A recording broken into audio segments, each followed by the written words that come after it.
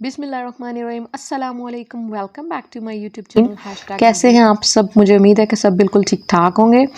आज हम बना रहे हैं मज़ेदार से ज़बरदस्त किस्म के नूडल्स के पकोड़े, जो कि आम पकोड़े से थोड़े डिफरेंट होते हैं और जायके में इतने मज़ेदार खस्ता करारे बनकर तैयार होते हैं। आप इसे अपने अफ्तार मेन्यू में भी बना सकते हैं। तो फिर बनाना शुरू कर लेते हैं। बिस्मिल्लाहिर्रहमानिर्रहीम। सबसे पहले एक बाउल लेंगे। बाउल के अंदर मैंने 2 मीडियम साइज़ के प्याज लेकर उनको रफली काट लिया। एक मैंने आलू लिया था दरमियाने साइज़ का, इसको मैंने जूलियन कट काट लिया। और एक मैंने गाजर ली थी, इसको मैंने हाफ़ लिया, हाफ़ मैंने इसे भी जूलियन कट काट लिया। एक मैंने नूडल लिया, एक मैंने नूडल लेकर उसको मैंने बॉईल कर लिया। तकरीबन 1 कप मैंने नूडल लिया।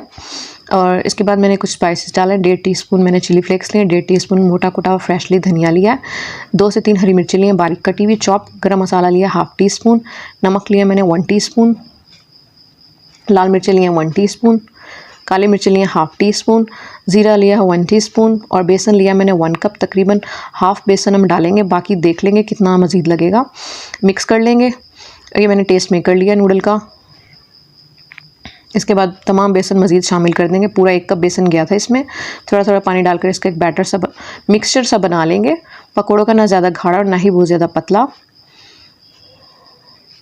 एकदम से पानी नहीं डालना। ये हमारा मिक्सचर बनकर तैयार है, आप देख सकते हैं।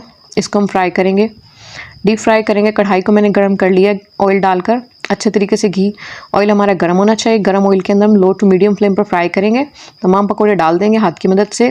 ये हमने डाल दिए हैं। तकरीबन 5 मिनट तक मीडियम फ्लेम पर पकाएंगे। एक साइड से होने के बाद इसे फ्लिप कर लेंगे, दूसरी साइड से भी पका लेंगे। तकरीबन 5 मिनट दोनों साइड ईच साइड पकाएंगे। फिर इसे एब्जॉर्बिंग पेपर पर निकाल लेंगे। हमारे मज़ेदार से नूडल्स के पकोड़े बनकर तैयार हैं। उम्मीद है आपको वीडियो अच्छी लगी। अगर अच्छी लगे तो लाइक शेयर सब्सक्राइब करना मत भूलिएगा। मिलते हैं नेक्स्ट वीडियो में, तब तक के लिए अल्लाह हाफिज़।